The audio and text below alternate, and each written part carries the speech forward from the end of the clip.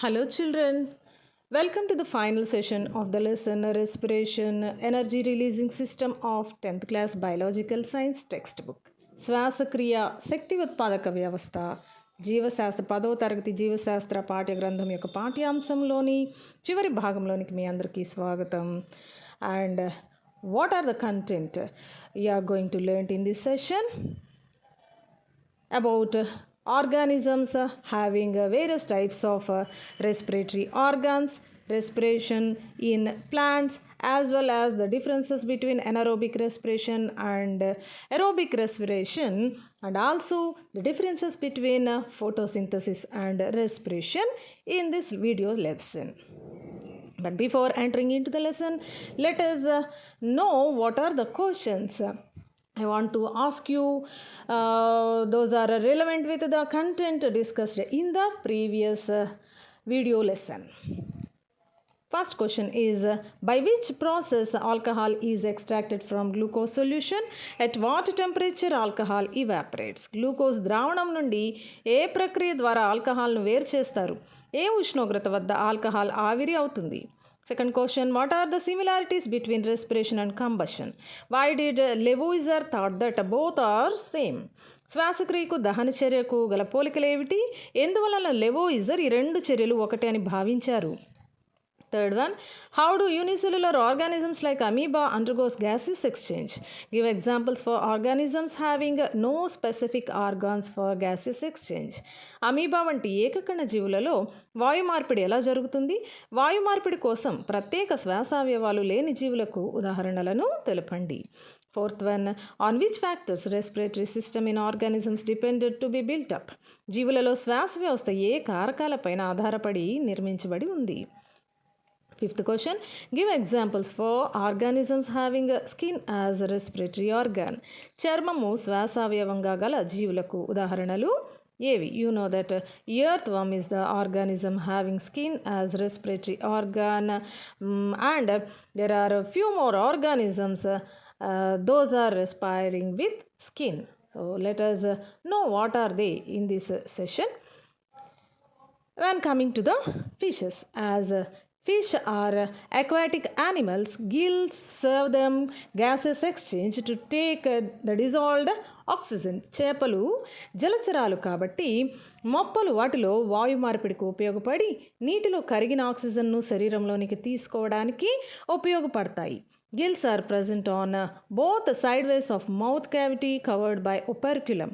opercula చేత కప్పబడి నోటి కుహరానికి ఇరువైపులా ఈ మొప్పలనేవి ఉంటాయి.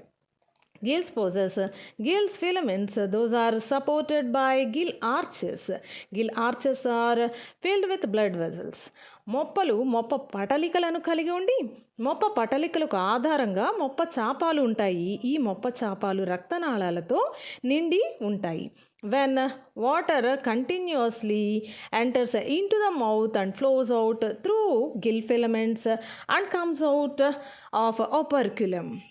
నోటి కుహరంలోనికి ప్రవేశించిన నీరు మొప్ప పటలికల మీదుగా ప్రవహిస్తూ ఉపరికుల ద్వారా వెలుపలికి వస్తూ ఉంటుంది. Meanwhile oxygen that is dissolved in water diffuses into blood vessels, blood present in the blood vessels, and carbon dioxide in the same way diffuses out into the water. ఇదే సమయంలో నీటిలో కరిగిన ఆక్సిజన్ రక్తనాళాలలోని రక్తంలోనికి వ్యాపనం చెంది కార్బన్ డయాక్సైడ్ కూడా అదే విధంగా రక్తం నుండి వెలుపలి నీటిలోనికి వ్యాపనం చెందడం జరుగుతుంది. This is the process of gases exchange occurred in fishes. ఈ విధంగా చేపలలో మరి మొప్పల ద్వారా వాయు మార్పిడి అనేది జరుగుతుంది. When coming to the amphibians, we know that frogs are respired with skin and lungs. They use lungs when they are moving on land and skin when they are in hibernation and estivation periods, taking rest to survive in extreme climatic conditions. ఉభయచరాల విషయానికి వచ్చినట్లయితే కప్ప ఊపిరితిత్తులు మరియు చర్మం ద్వారా శ్వాసిస్తాయని మనకు తెలుసు.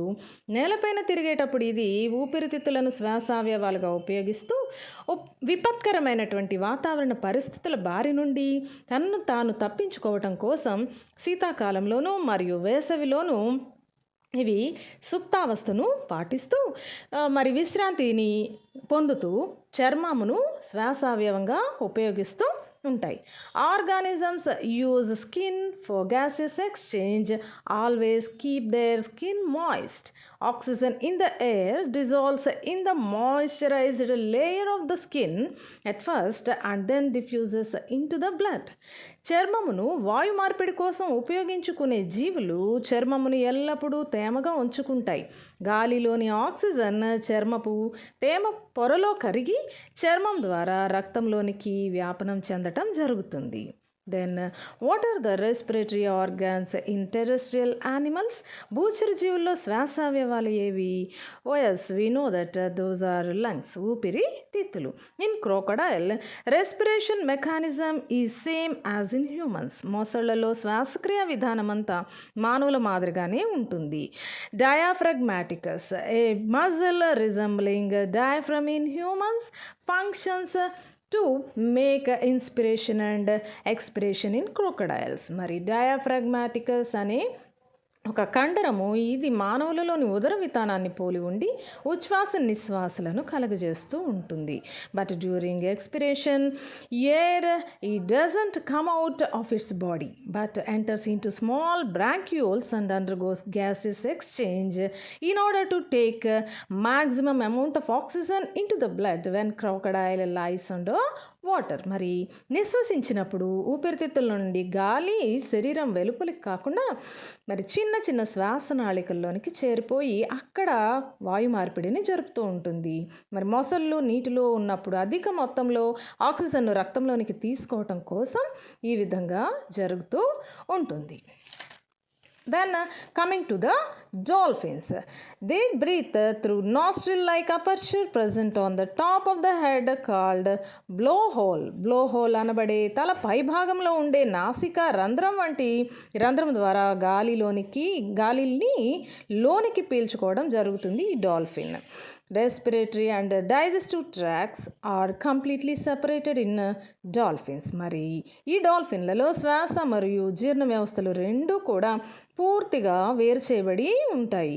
Lungs possess numerous alveoli and abundant with blood capillaries unable to take large amount of oxygen into blood. Even dolphins hold their breath when moving under water. మరి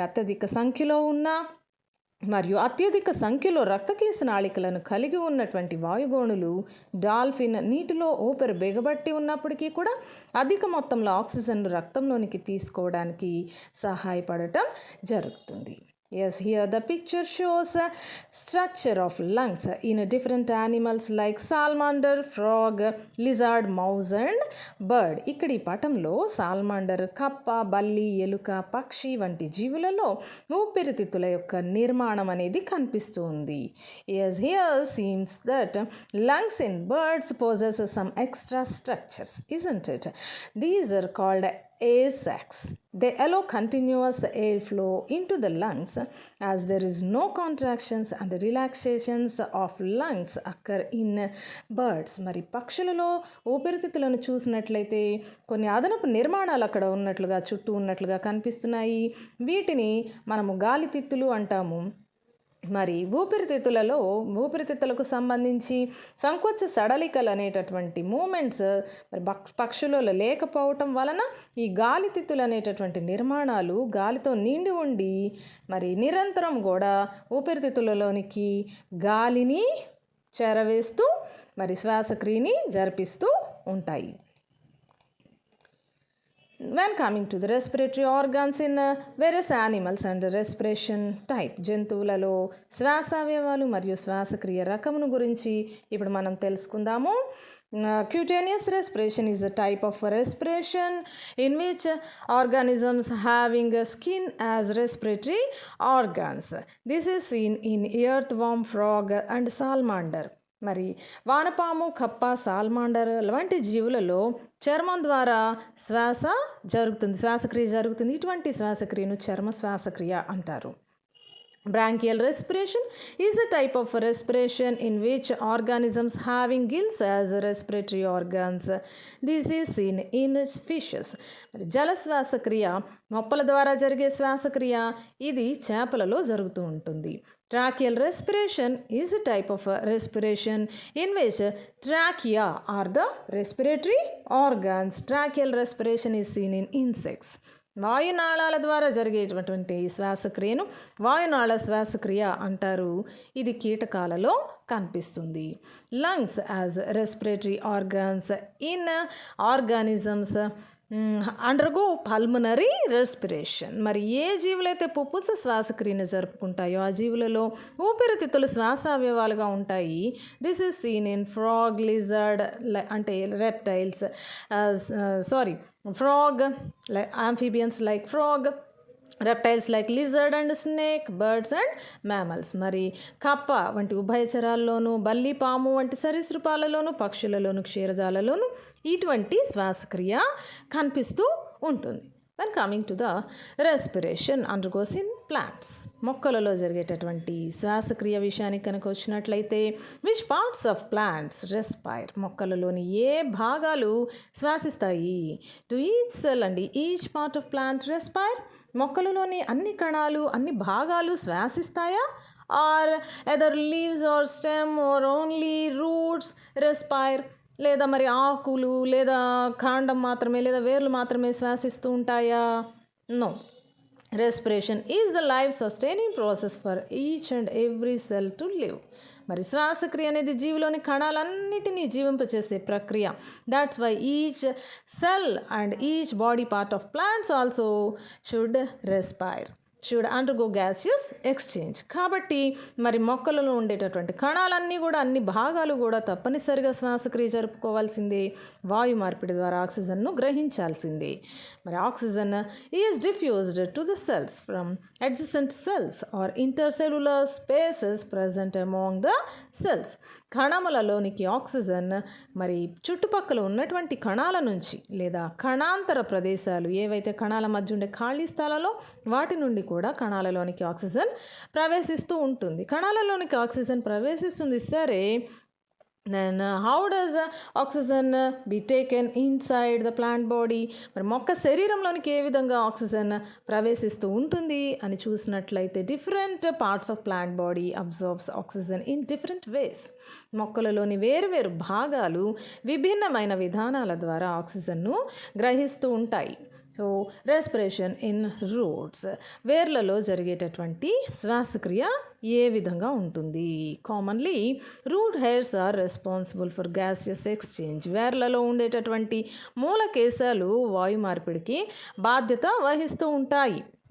These are the root hairs. If you assume water molecules as well as oxygen molecules present among soil particles, those diffuse through root hairs while carbon dioxide from the cells diffuse out. మట్టి రేణువుల మధ్య నీటి అణువులతో పాటు oxygen అణువులు ఉంటాయి. ఇవి మూలకేశాల ద్వారా వ్యాపనం చెంది కణములలోనికి వస్తాయి.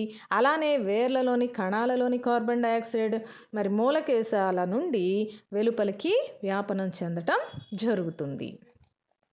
And in some of the plants, prop roots and aerial roots, they grow outside the ground and provide their services to plants in different ways. మరి కొన్ని మొక్కలలో అయితే ఊడవేర్లు, వాయుగత వేర్లు అనేటటువంటి రకమైన వేర్లు మరి మొక్క నుండి నేల పై భాగంలో పెరుగుతూ ఉంటాయి.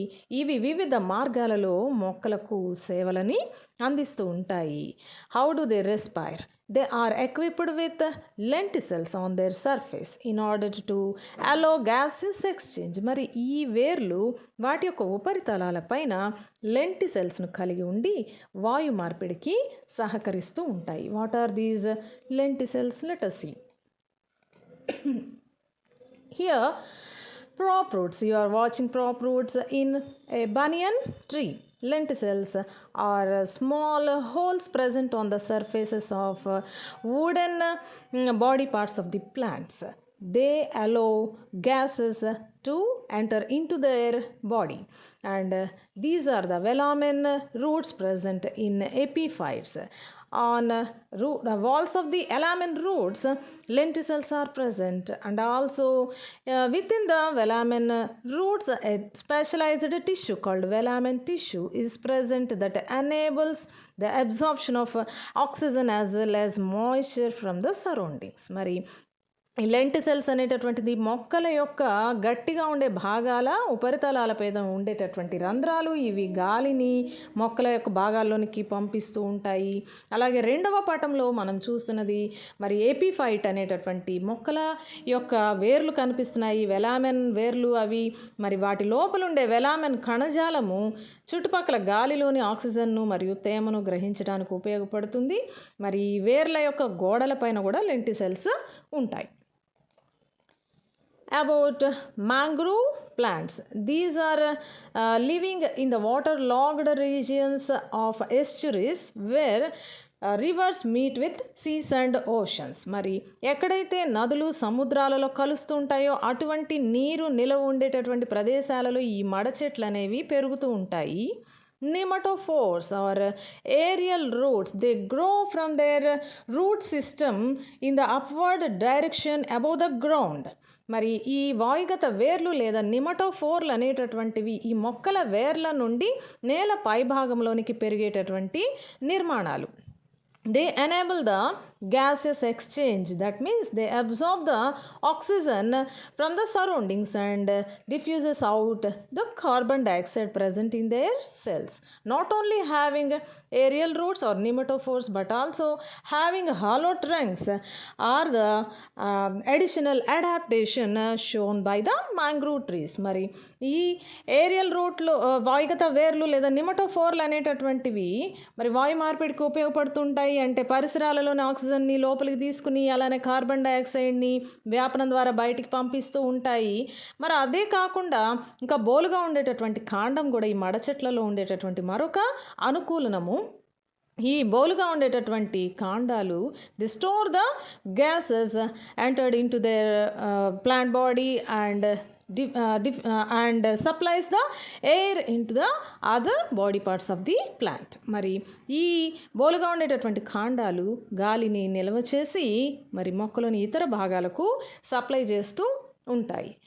And nematodes are the small pores present on the nematophores which enable the absorption of oxygen, which enable the gaseous exchange. మరి ఈ నిమటోతోడ్లు అనేటటువంటివి నిమటోఫోర్లు అనే వేర్ల పైన ఉండేటటువంటి సన్నని రంధ్రాలు ఇవి వాయు మార్పిడికి ఉపయోగపడుతూ ఉంటాయి. And in some of the mangrove plants adventitious roots are present containing root hairs. మరి కొన్ని మడ చెట్లలో కనుక అయినట్లయితే వేర్లు అబ్బురపు వేర్లు అనేవి ఉంటాయి. వాటి మీద మూలకేశాలు ఉంటాయి. They enable them to exchange their gases. మరి వాయు మార్పిడికి ఇక్కడ మూలకేశాలు సహకరిస్తూ ఉంటాయి. గ్యాసెస్ ఎక్స్చేంజ్ ఇన్ స్టెమ్, కాండంలో జరిగేటటువంటి వాయు మార్పిడి. స్టొమాటా మీన్స్ పత్రరంధ్రాలు. These are present on the green parts of the plant. మరి ఆ మొక్క యొక్క ఆకుపచ్చని కాండ భాగాల పైన ఉపరితలాలపైన ఈ పత్రరంధ్రాలు అనేటటువంటివి ఉంటాయి. And lenticels are present on the surfaces of wooden stem parts of the plant. మరి గట్టిగా ఉండేటటువంటి కాండాల యొక్క ఉపరితలం మీద అయినట్లయితే లెంటిసెల్స్ అనేటటువంటి ఉంటాయి. Both serve gases exchange in the stems of plant. మరి ఈ రెండు కూడా మొక్కల యొక్క కాండాలలో వాయు మార్పిడిని జరిపిస్తూ ఉంటాయి. Stomata are surrounded by guard cells while lenticels they won't. పత్ర రంధ్రాలైతే రక్షక కణాల చేత ఆవరించబడి ఉంటాయి. లెంటిసెల్స్ చుట్టూ రక్షక కణాలు ఏవి ఉండవు. Stomata play a role in photosynthesis as well as respiration, while lenticels play a role in respiration. పత్రరంధ్రాలు అయితే కిరణజన సంయోగ క్రియలోను శ్వాసక్రియలోను పాత్ర వహిస్తూ ఉంటే లెంటిసెల్స్ మాత్రం శ్వాసక్రియలోనే పాత్ర వహిస్తూ ఉంటాయి. Here you are watching lenticels on the wooden stem parts of the plant. మరి గట్టిగా ఉన్నటువంటి కాండాల పైన ఉండేటటువంటి లెంటిసెల్స్ను మనం ఇక్కడ పటంలో చూస్తూ ఉన్నాం. When the air enters in to the lenticels or stomata. The adjacent tissues of the lenticels or stomata are possessing with large air spaces. మరి ఈ గాలి ఏ విధంగా లెంటిసెల్స్ లేదా పత్రరంధ్రాల ద్వారా లోపలికి వెళ్ళి వాయు మార్పిడి జరుపుతుందని చూసినట్లయితే మరి కణజాలం ఏదైతే ఉందో పత్రరంధ్రాలకు మరియు లెంటిసెల్స్కు చుట్టుపక్కల ఆ కణజాలంలో గాలి గదులు అనేటటువంటి చాలా పెద్దవిగా ఉంటాయి. These air spaces are filled with water layers. మరి నీటి పొరతో ఇవి కప్పబడి ఉండటం జరుగుతుంది. The air enters in to the air spaces through lenticels or stomata. మరి పత్రరంధ్రాల ద్వారానో లెంటిసెల్స్ ద్వారానో మరి మొక్క కణజాలంలోకి వచ్చినటువంటి ఈ గాలి గదుల్లోకి రాగానే the oxygen present in the air dissolves in the water layer of the air space. మరి ఆ గాలి గదిలోని నీటి పొరలో ఆక్సిజన్ కరుగుతుంది. ఆ తర్వాత diffuses into the adjacent cells. మరి ఆ తర్వాత పక్కన ఉన్నటువంటి కణాలలోనికి వ్యాపనం చెందటం జరుగుతుంది. అదేవిధంగా కార్బన్ డైఆక్సైడ్ కూడా గాలి గదుల్లోనికి వ్యాపనం చెంది వస్తుంది. If you think carefully, there are some similarities in the gases exchange process undergoing in plants and animals. మరి మొక్కలు జంతువులు ఈ రెండిట్లోనూ జరిగేటటువంటి వాయు మార్పిడిలో అనేక పోలికలు ఉన్నట్లుగా మనకి కనిపిస్తూ ఉంది. Which phenomenon helps in entering of oxygen molecules into cells and drying out of carbon dioxide of cells. మరి కణాలలోని ఆక్సిజన్ వాయువు కణాలలోనికి ప్రవేశించటం కోసం కణాల నుండి కార్బన్ డైఆక్సైడ్ వెలుపలికి రావడానికి కోసం సహకరిస్తున్నటువంటి దృగ్విషయం ఏమిటి? మరి ఏ ప్రాసెస్ ద్వారా ఏ ఫినామినన్ ద్వారా ఆక్సిజన్ కార్బన్ డైఆక్సైడ్ కణాల నుంచి అటు ఇటు మూవ్ అవుతున్నాయి? Yes, the phenomenon they use is diffusion. కాబట్టి అవి వ్యాపనము అనేటటువంటి దృగ్విషయాన్ని ఉపయోగించుకునే ఈ విధంగా వాయు మార్పిడి అనేది మొక్కల్లోను జంతువుల్లోనూ జరుగుతూ ఉంది. And also the mechanism of gases exchange that undergoes in plants just resemble with the gases exchange undergone in organisms having skin as a respiratory organ, isn't it? మరి మొక్కలలో జరుగుతున్నటువంటి వాయు మార్పిడి విధానం అనేటటువంటిది మరి చర్మము శ్వాసావయవంగా కలిగినటువంటి జీవులలో జరిగేటటువంటి వాయు మార్పిడితో పోలి ఉన్నట్లుగా మనకి కనిపిస్తూ ఉంది కదా. Did you see small pores on the surfaces of apple? So మరి యాపిల్ ఫలం మీద మీరు ఎప్పుడైనా సన్నని రంధ్రాలని గమనించారా? Yes, those are the lenticels present on the surfaces of fruits like apple and pear as well as the tubers. మరి Apple, pear వంటి ఫలాల ఉపరితలాల మీద మరియు దుంపల యొక్క ఉపరితలాల మీద ఉండేటటువంటి సన్నని రంధ్రాలే lenticels. As lenticels are present they allow gases to be exchanged through and fro. మరి టు అండ్ ఫ్రో మరి అటు ఇటు మరి లెంటిసెల్స్ అనేటటువంటివి గాలి వాయువుల యొక్క రవాణాన్ని మరి గావిస్తూ ఉన్నాయి దుంపల్లోనూ ఫలాలలోనూ. That means the inner tissue of the fruits and tubers they undergo respiration, isn't it? And the harvested parts like seeds, leaves as well as fruits, they undergo respiration even when they are detached from their plant until their tissues get damaged. మరి ఎప్పుడైతే మనము చెట్టు నుండి కోసేసామో, మొక్క నుండి కోసేసినటువంటి విత్తనాలు లేదా ఆకులు లేదా ఫలాలు కూడా శ్వాసక్రియను జరుపుతూనే ఉంటాయి వాటి యొక్క కణజాలాలు పూర్తిగా నాశనం అయ్యేటంత వరకు కూడా. Is it not sounding amazing? మరి ఇవి చూసినట్లయితే మనకు ఒక అద్భుతంలాగా అనిపిస్తూ ఉంది కదా. When coming to the differences between aerobic respiration and anaerobic respiration. Now coming to differences. So వాయు సహిత శ్వాసక్రియ, అవాయు శ్వాసక్రియల యొక్క భేదాలకి మనం వచ్చేసాము. If we want to know about the equations of aerobic and anaerobic respiration, the equation for aerobic respiration is like this. C6H12O6 plus 6O2 gives rise to 6CO2 plus 6H2O plus energy. When coming to the equation of anaerobic respiration, అవాయు శ్వాసక్రియ సమీకరణాలకి వచ్చేసరికి ఒకటి C6H12O6 gives rise to 2C2H5OH plus 2CO2 plus energy. Second one, C6H12O6 gives rise to 2C2H6O3 plus energy. So first one అనేటటువంటి మొట్టమొదటిది ఇది ఆల్కహాల్కి సంబంధించినటువంటి equation. And the second one is regarding the liberation of lactic acid during anaerobic respiration. And you can observe that carbon dioxide is not releasing when the fermentation of lactic acid undergoes. మరి lactic ఆమ్లం యొక్క కిణ్వనం జరుగుతున్నప్పుడు అందులో carbon dioxide విడుదల కాదు అని మనం ఇక్కడ గమనించవచ్చు. Aerobic respiration takes place in presence of oxygen, while anaerobic respiration takes place in absence of oxygen. వాయు సహిత శ్వాసక్రియ ఆక్సిజన్ సమక్షంలో జరుగుతుంది, మరి అవాయు శ్వాసక్రియ అయితే ఆక్సిజన్ లేకుండా జరుగుతుంది. anaerobic respiration takes place in all cells of higher organisms, while anaerobic respiration takes place in yeast, some anaerobic bacteria and muscle cells. ఉన్నత స్థాయి జీవుల్లోని అన్ని కణాలలో వాయు సహిత శ్వాసక్రియ జరుగుతుండగా అవాయు శ్వాసక్రియ అయితే కండర కణాలలోనూ ఈస్ట్ జీవులలోనూ మరియు అవాయు బ్యాక్టీరియాలలోనూ జరుగుతుంది. Higher amounts of energy is released during aerobic respiration, while small amounts of energy is produced during anaerobic respiration. వాయు సహిత శ్వాసక్రియ అధిక మొత్తంలో మరి శక్తి విడుదల అవుతుంది, అవాయు శ్వాసక్రియలో అయితే తక్కువ మొత్తంలో శక్తి విడుదల అవుతుంది. Why is it so? ఎందుకని అలా జరుగుతుంది? Let us see. Aerobic respiration takes place in cytoplasm and mitochondria of cell, while anaerobic respiration is being conducted in cytoplasm. మరి వాయు సహిత శ్వాసక్రియ అయితే కణంలోని జీవ పదార్థంలోనూ మైటోకాండ్రియాలోనూ జరుగుతుంది, అవాయు శ్వాసక్రియ కణంలోని జీవ పదార్థంలో మాత్రమే జరుగుతుంది. Why is it so? ఎందుకనలాగా? Let us see. Glucose gets oxidized in 3 stages in aerobic respiration, while in anaerobic respiration only first stage of oxidation occurs. వాయు సహిత శ్వాసక్రియలో గ్లూకోజ్ అణువు 3 దశలలో ఆక్సీకరణం చెందుతుంది, మరి అవాయు శ్వాసక్రియలో అయితే గ్లూకోజ్ ఆక్సీకరణంలోని మొదటి దశ, దట్ మీన్స్ గ్లైకాలసిస్ మాత్రమే జరుగుతుంది.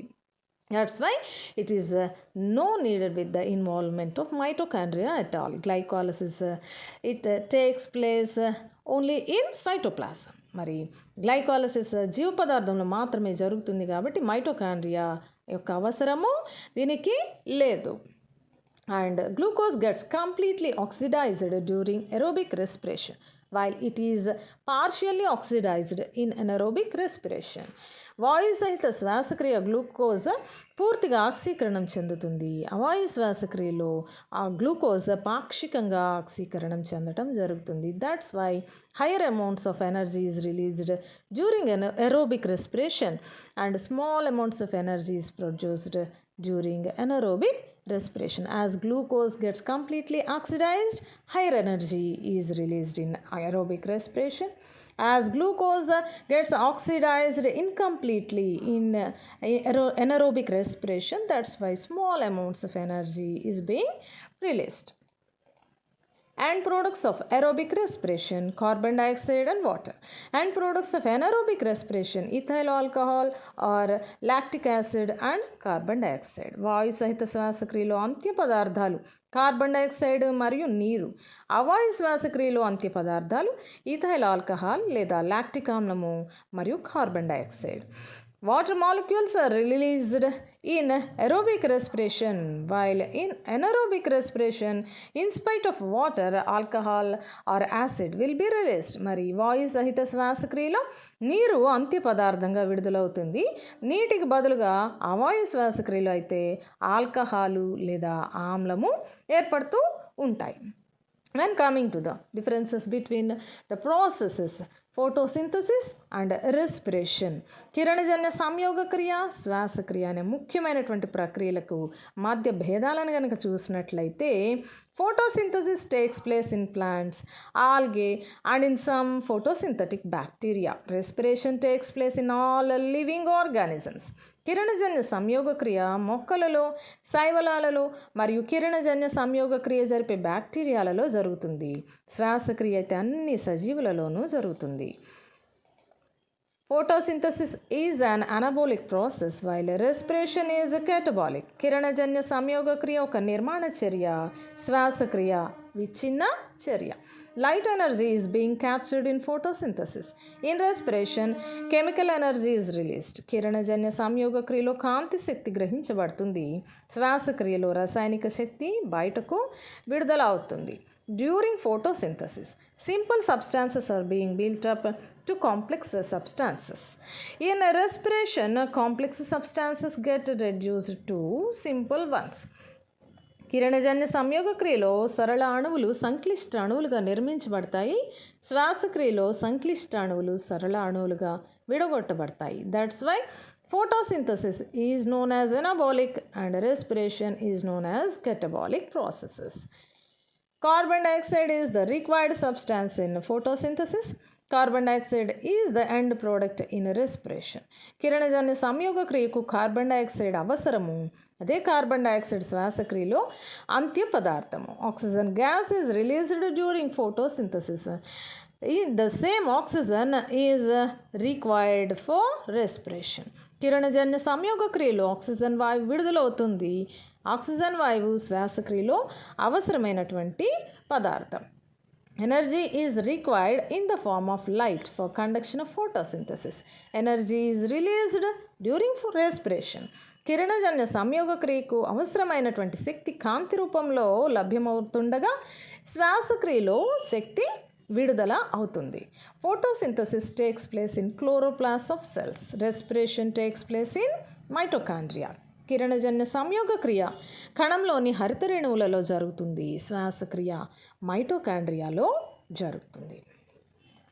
Photosynthesis takes place rapidly during light and respiration takes place in all times. కిరణజన్య సంయోగక్రియ కాంతి ఉన్నప్పుడు వేగంగా జరుగుతుంది. శ్వాసక్రియ అయితే అన్ని సమయాలలోనూ జరుగుతుంటుంది. So by this video I have covered all the topics of the lesson, and we can meet again in the next lesson. Until then, study well and grow well, children. Bye.